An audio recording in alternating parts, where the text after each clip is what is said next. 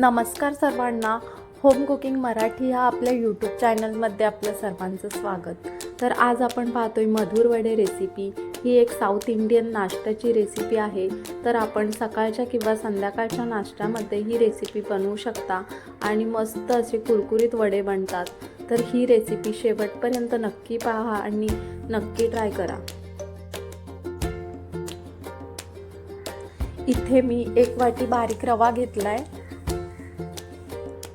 तसेच पाव वाटी मैदा आणि पाव वाटी तांदळाचं पीठ मिक्स करून घेतले.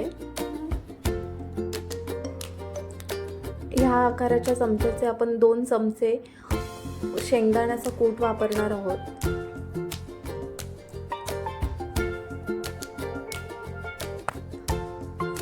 आता इथे मी कढीपत्ता बारीक चिरून घेतले, 2-3 पानं ती घातली आहेत. तसेच 2-3 मिरच्या चिरून घेतल्यात आणि 1 इंच आल्याचा तुकडा बारीक चिरून घेतलाय. आपण खलबत्त्यामध्ये टेचून पण घेऊ शकता. आणि 2 छोटे कांदे चिरून घेतलेत.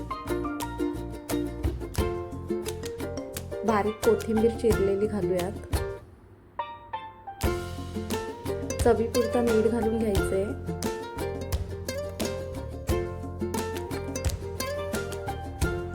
आणि 1 चमचा तूप घेतलाय. आपल्याला तुपाचा वापर नसेल करायचा तर नाही केला तरी चालेल. छान मिक्स करून घेऊयात. 1 चमचा तेलाचं मोहन घालून घेणार आहोत. चमच्याने छान मिक्स करून घेऊयात.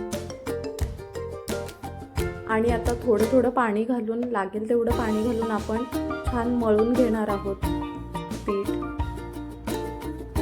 वड्यांना जसं घट्ट पीठ लागतं तसं आपण घट्ट मळून घेणार आहोत. जसं भाकरींसाठी आपण पीठ मळतो त्याच प्रकारे पीठ मळणार आहोत आपण. त्यापेक्षाही थोडंसं घट्ट मळून घेऊयात. आता छान आपलं पीठ मळून झाले तर आपण वडे बनवण्यासाठी गोळे तयार करून घेऊयात. आता आपले गोळे तयार आहेत. इथे मी ॲल्युमिनियमची फॉईल घेतले. तेल किंवा पाण्याचा हात लावून घेऊ शकता. आणि ह्याऐवजी आपण केळीचं पान किंवा प्लॅस्टिक बॅग पण यूज करू शकता. अशा प्रकारे 1 हाताने छान प्रेस करून आपण वडे तयार करूयात. आता आपले वडे तयार आहेत. इथे मी साहित्य पण दिलंय, आपण व्हिडिओ पॉज करून पाहू शकता. आणि कढईमध्ये तेल गरम झालंय तर 1-1 करून वडे आपण तळून घेणार आहोत. छान ब्राऊन होईल तोपर्यंत वडे तळून घेणार आहोत. हे वडे छान कुरकुरीत आणि मस्त क्रिस्पी बनतात. तर ही रेसिपी आपण नक्की घरी ट्राय करा. आणि मला रेसिपी कशी वाटली कमेंटमध्ये सांगा.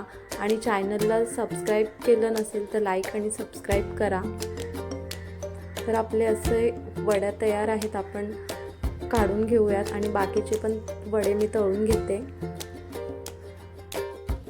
अशा पद्धतीने आपले मस्त असे कुरकुरीत मधुर वड्यांची रेसिपी तयार आहे. हे वडे आपण ग्रीन चटणी किंवा टोमॅटो केचप किंवा चहा बरोबर खाऊ शकता. थँक्यू.